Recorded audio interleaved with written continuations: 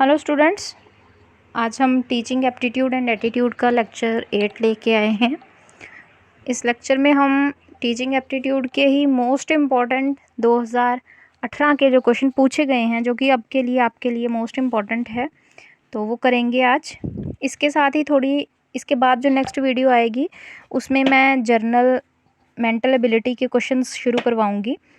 तो सबसे पहले इस वीडियो में प्रीवियस ईयर क्वेश्चंस 2018 के टीचिंग एप्टीट्यूड के करते हैं शुरू। तो सबसे पहला क्वेश्चन है हमारे पास percentages of people depends upon. जो पास परसेंटेज है, बच्चे कितने पास हुए हैं, उसकी जो परसेंटेज है वो पीपल की किस पे डिपेंड करती है। ठीक है। एनरिच्ड फैसिलिटीज़ की कितनी उनको फिर इस फैसिलिटीज़ से एनरिच किया गया था। Intelligence of teacher, effective teaching या रोट मेमोराइजेशन। रोट मेमोराइजेशन होता है रट्टा लगाना सिर्फ। इंटेलिजेंस ऑफ टीचर, टीचर का इंटेलिजेंस उसमें क्या कर सकता है, अगर बच्चों को अच्छे से पढ़ाया ही ना गया हो, टीचिंग अच्छी ना की गई हो, बच्चों ने अच्छे से पढ़ा नहीं है, समझा नहीं है, तो उसमें पास परसेंटेज में टीचर का इंटेलिजेंट होना क्या कर पाएगा, है ना।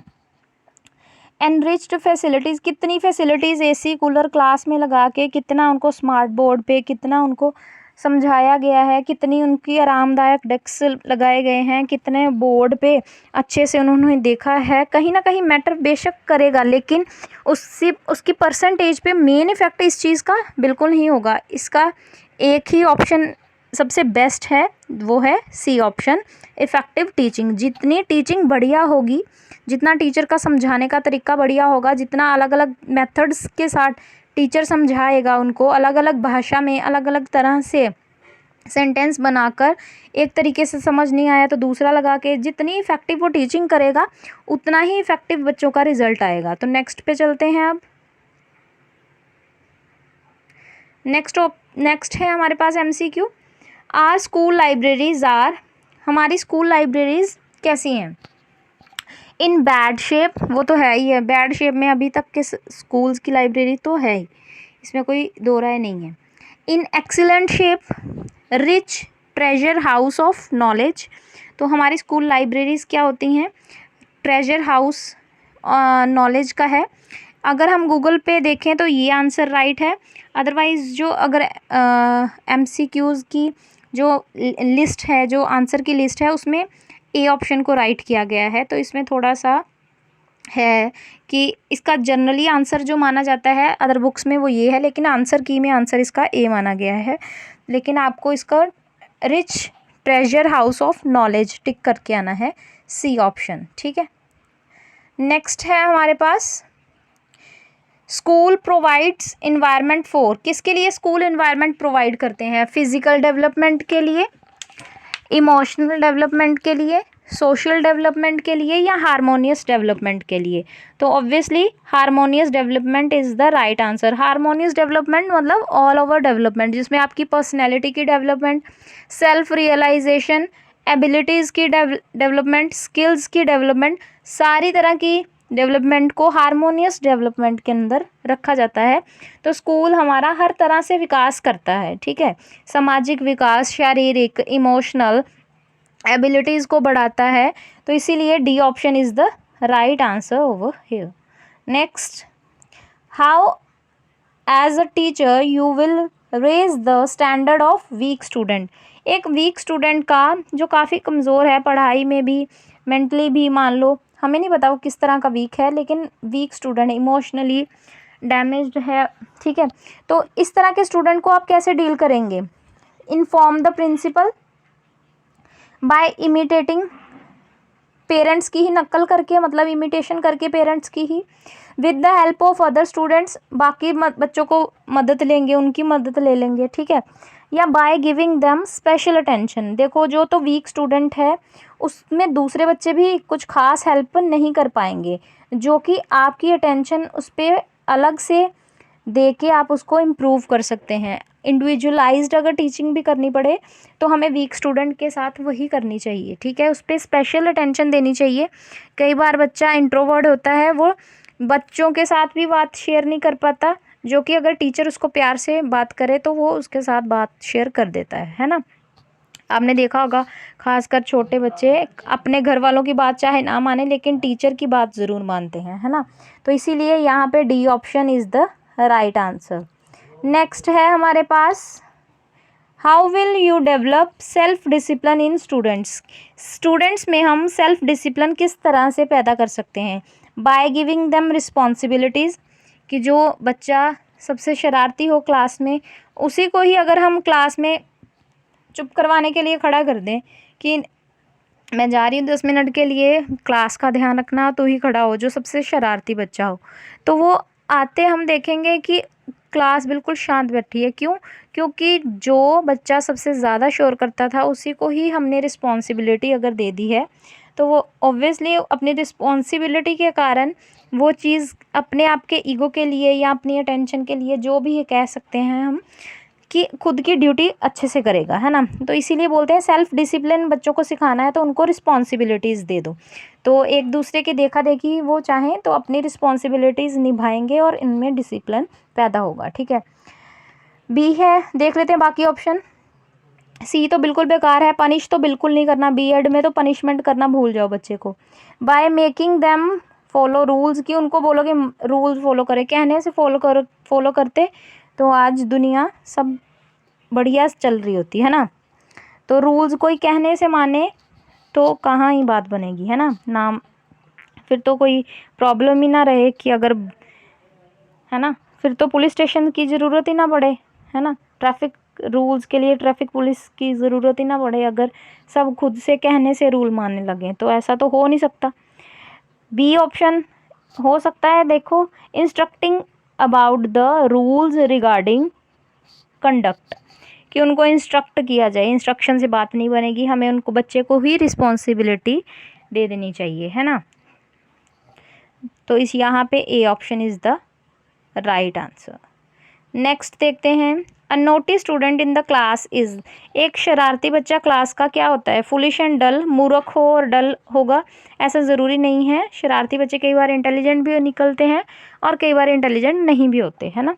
तो एक्टिव एंड इंटेलिजेंट ऐसा ज़रूरी नहीं है, हर शरारती बच्चा इंटेलिजेंट हो और एक्टिव हो ऐसा तो है ज़रूरी नहीं है। हाँ, 50% चांसेस होते हैं कि बच्चा जो ज़्यादा शरारती बच्चे होते हैं उनका दिमाग भी ठीक ठाक चल रहा होता है ना। तो एक्टिव तो खैर ये ऑप्शन हो सकता था, लेकिन इंटेलिजेंट वर्ड काफ़ी, इंटेलिजेंट मतलब उसका आईक्यू काफ़ी हाई है, तो ऐसा ज़रूरी है नहीं, एक्टिव ज़रूर है वो।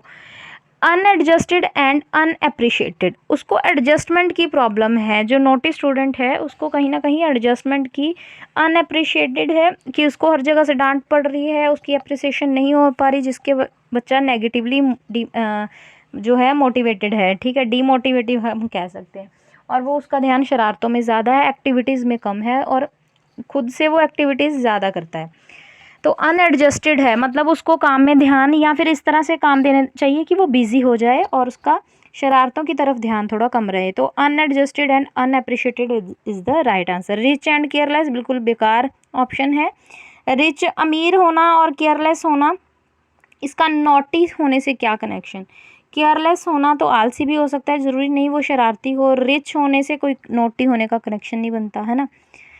तो इसके बाद सी ऑप्शन यहाँ पे राइट था, मैं बता दूँ, ठीक है। नेक्स्ट चलते हैं, PTA स्टैंड्स फॉर, तो इसमें ज़्यादा समझाने की ज़रूरत है नहीं, तो इसका सीधी सी फुल फॉर्म है parent teacher association, PTA, okay. Next है हमारे पास, ये सारे के सारे क्वेश्चन 2018 में पूछे गए हैं, मोस्ट इम्पॉर्टेंट हैं आपके लिए। रिटन एग्जामिनेशन वुड बी, ऐसे टाइप होना चाहिए written examination, short answer type होना चाहिए, ऑब्जेक्टिव टाइप होना चाहिए, या फिर balance combination of all the types, हर तरह के आंसर्स की टाइप होनी चाहिए उसमें। तो ऑब्वियसली हर टाइप का होना चाहिए, पूरा लेंथी ना हो या सारे ही शॉर्ट क्वेश्चन भी ना हो, सारे ऑब्जेक्टिव ही ना हो, मिक्स्ड होना चाहिए पेपर, है ना। तो उससे बच्चे के पूरी तरह से उसने क्या पढ़ा है उसको हम इवेल्युएट कर पाएंगे। नेक्स्ट चलते हैं, हमारे पास डी ऑप्शन यहाँ पे राइट था। नेक्स्ट है, अ school library should have, school की लाइब्रेरी में क्या होना चाहिए, फिल्म एंड मैगजीन्स होनी चाहिए, बिल्कुल नहीं। इसके बाद good books on the lives of great man, yes हो सकता है, बिल्कुल सही बात है। डिटेक्टिव नॉवेल्स, डिटेक्टिव वाली नॉवेल्स और स्टोरीज होनी चाहिए। हाँ, इंटरेस्ट बनाने के लिए तो काफ़ी है, लेकिन इसका कोई फ़ायदा होगा नहीं। इंटरेस्ट तो उनका बनेगा पढ़ने में, लेकिन उसका उनके ऊपर इफ़ेक्ट, उनके इमोशंस पे, उनके डेवलपमेंट पे, उनके मेंटल हेल्थ पे कुछ नहीं पड़ने वाला, ठीक है। हाँ, बस पढ़ने में थोड़ा बहुत इंटरेस्ट दिखाएंगे वो, क्योंकि वो डिटेक्टिव वगैरह की स्टोरीज थे, थोड़ा सा उन बच्चों को अच्छी लगती हैं। तो डी ऑप्शन है, books on the lives and the affairs of film stars. बिल्कुल नहीं, फिल्म स्टार्स की बुक्स हम लाइब्रेरी में क्यों रखें, है ना। तो B option is the right answer कि good books on the lives of great man, जो महापुरुष होते हैं, ग्रेट मैन जैसे झांसी की रानी हो गई, पंडित जवाहरलाल नेहरू, महात्मा गांधी और इस सरदार भगत सिंह जी। तो इनकी लाइफ्स के ऊपर जितनी भी स्टोरी बुक्स हैं या फिर उनकी बायोग्राफी, ऑटोबायोग्राफी, जो भी उनकी रिलेटेड बुक्स हैं, वो अगर लाइब्रेरी में हो तो बच्चों में अच्छे गुण आएंगे और उनसे कुछ सीखेंगे और देश के लिए कुछ अच्छा करेंगे, ठीक है। तो यहाँ पे B option is the right answer. Next चलते हैं, द, यहाँ पे मिस्टेक हो गई है, ही लिखा है द आएगा, THE द, ठीक है। तो यहाँ पे आगे टी लिख लेना। The school is a product of, जो स्कूल है वो किसका गुणनफल है, मतलब स्कूल में एक जो स्कूल है वो किससे बनता है। द डिस्ट्रिक्ट एजुकेशन ऑफिसर नहीं, मिनिस्ट्री ऑफ एजुकेशन नहीं, स्कूल सोसाइटी है क्या, द स्कूल एजुकेशन बोर्ड नहीं, इसका आंसर है society. School is the product of society. ऐसा हम क्यों बोल रहे हैं, थोड़ा ध्यान से सुनना। एक स्कूल है, उसमें मिक्स्ड हर फैमिली से, हर तरह के लेवल से, हर तरह की, कुछ रिच, कुछ पुअर, मीडियोकर फैमिलीज़, हर तरह के बच्चे आएंगे, हर तरह के एनवायरनमेंट का। कुछ बच्चों के घर का एनवायरनमेंट थोड़ा स्ट्रिक्ट होगा, कुछ बच्चों के पेरेंट्स लीनियंट होंगे, कुछ के पेरेंट्स मॉडरेट, सही, थोड़े से स्ट्रिक्ट, थोड़े से लीनियंट, इस तरह के। फिर कुछ बच्चे ऐसे होंगे जो कि नॉटी होंगे बहुत ज़्यादा, कुछ बच्चे इंट्रोवर्ड होंगे, कुछ बच्चे एक्सट्रोवर्ड होंगे। तो मतलब सोसाइटी का कुछ बच्चे आएंगे, जैसे एक स्कूल है, आर्मी स्कूल ही देख लीजिए आप, उसमें कुछ फैमिलीज़ जो होती हैं, हर रिलीजन के बच्चे आएंगे, पहली बात तो हर कल्चर से बच्चे आएंगे, खासकर ज़्यादा आर्मी स्कूल्स के भी वगैरह में ज़्यादातर हर कल्चर के लोग होते हैं, क्योंकि आर्मी पर्सन्स के बच्चे होते हैं ज़्यादातर। तो उसमें हर तरह के बच्चे, इवन कि हर स्कूल में ही, स्कूल पूरा का पूरा सोसाइटी का ही मिरर है। जो चीज़ सोसाइटी में चल रही है वो आपको स्कूल में भी बच्चों में देखने को मिलेगी। क्यों? क्योंकि बच्चे घरों से आते हैं और घरों में, घर तो सोसाइटी का हिस्सा है, इसीलिए स्कूल भी किसका प्रोडक्ट है, सोसाइटी का ही प्रोडक्ट है। सोसाइटी का ही मिनी वर्जन आपको स्कूल में बच्चों के रूप में देखने को मिलेगा। तो यहाँ पे C option is the right answer. इसी के साथ आज की इस वीडियो को हम यहीं पे ख़त्म करते हैं। नेक्स्ट वीडियो जल्दी मैं बनाने वाली हूँ, आज ही अपलोड कर दूँगी, जनरल मेंटल एबिलिटी पे। तो उस सीरीज़ के साथ भी जुड़े रहिएगा। Thanks for watching. आपका रजिस्ट्रेशन फॉर्म आ चुका है, जल्द से जल्द फिल कर लीजिएगा। 14-15 के बीच में फिर लेट फीस लगनी शुरू हो जाएगी उसके बाद, तो देख लीजिएगा उसको, ठीक है।